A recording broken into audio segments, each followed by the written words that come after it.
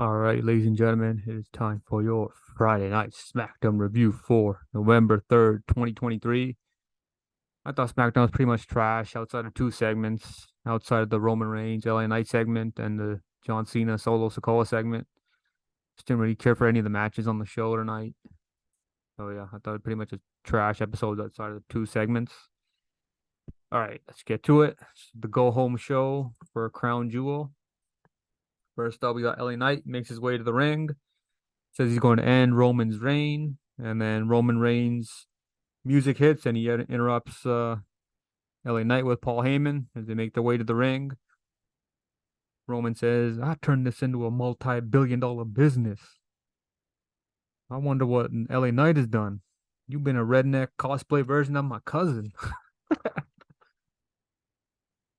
And then LA Knight says, "Reigns has made himself damn near a megastar because of that title, but I'm a megastar that lives it every day." And then towards the end of the segment, referees and SmackDown GM Nick Aldis show up to prevent any physicality from happening. And that was it for that. Thought that was a good opening segment for the show. The last segment before their match at Crown Jewel. All right, next up, we got Kevin Owens versus Austin Theory. Kevin Owens hits the stunner on Austin Theory for the win. Didn't really care about this match. Just whatever. And then backstage, we got a segment with Logan Paul, who's being congratulated by Bobby Lashley and the Street Profits for Logan Paul's cheap shot at Rey Mysterio last week. Remember when he sucker punched Rey Mysterio during I think it was a tag match? Santos Escobar and Carlito versus the Street Profits. And then Logan Paul walks away, and then out of nowhere, B-Fab shows up. She's the chick from that terrible group Hit Row. She said she wants to talk to Bobby Lashley. So that was it for the segment. So they're just advancing this storyline. We're Lashley and the Profits and the Street Profits. Looks like they're getting a female member, B-Fab. Anything's better than Hit Row, so I guess it's an upgrade for her. Way better group than those terrible Hit Row. We'll see what happens next week.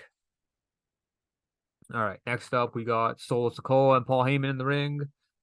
Paul Heyman grabs a mic, pretty much just talks trash about John Cena. And then this is rare that Solo, he grabs a mic. He tells Cena to come out here. I want to see you face to face. And then John Cena makes his way to the ring.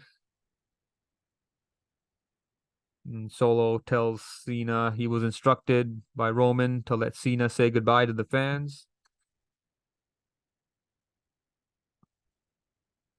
And then Cena said he only needs 90 seconds to cook Solo. I mean, his voice, he sounded like Macho Man Randy Savage. He lost his voice because they taped back-to-back Smackdowns last week. So he lost his voice or whatever, I guess, during his first segment, during the first episode of SmackDown that they showed. So he just lost his voice.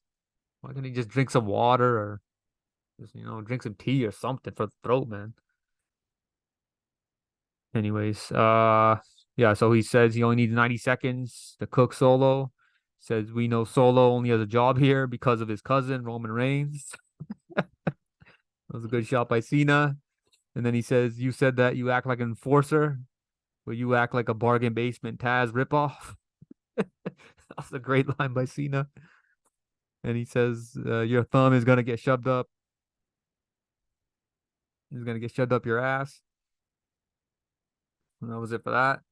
This segment wasn't that long. It was about 3-4 minutes. That was a good segment. Even though Cena barely had a voice.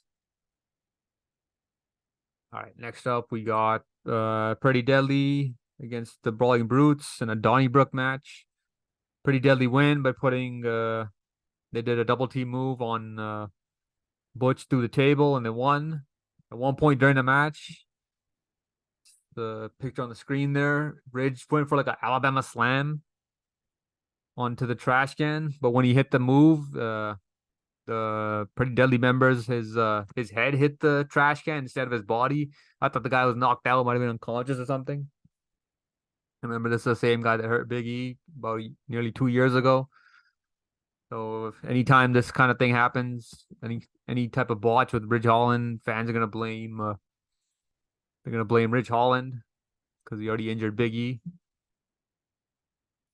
This could happen to anybody though, man. But it keeps happening to this guy, so I don't know. Maybe he's just I don't know. Maybe he's gotta get trained by somebody else or something, man. He's just gonna end up hurting guys every time he gets in the ring. But yeah, I thought it was a decent match. Just didn't care for it. Just not into this feud. All right, next up we got. Oh, this was terrible. Stupid weigh-in with Rey Mysterio and Logan Paul. They both weigh in or whatever. There's like a bunch of people with phones, probably WWE workers or whatever. This thing was terrible.